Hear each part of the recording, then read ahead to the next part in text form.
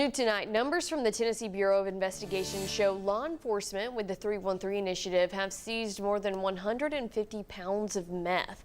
For perspective on that, that is the equivalent of more than 69,000 baggies. That's enough to fill the trunk of a car. Reporter Maria Guzman breaks down law enforcement and how they're busting people, the impact, and the lives being saved in the process. Maria.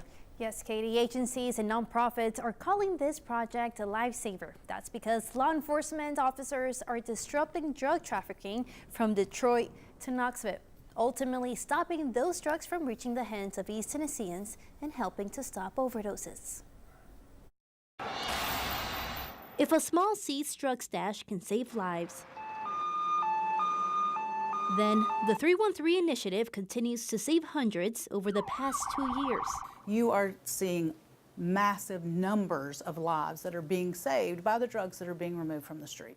The initiative unites local, state, and federal officers to break the drug and gun pipeline from Michigan to Tennessee. It's very apparent that large quantities of our drugs come from the Detroit, Michigan area. The drug flow into Knoxville comes down to a simple equation: supply and demand. And we have the demand here. We're in the Appalachian region. This is where the pill problem, if you go back to really the root of all this, is when we had the pill problem. Metro Drug Coalition connects people battling addiction with resources to help cut the demand for drugs. When we are disrupting that drug supply, we have to have those community resources in order for that to even be effective.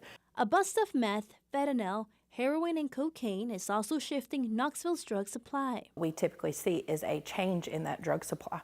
So we actually have started seeing an uptick in xylazine and nitazines in our drug supply.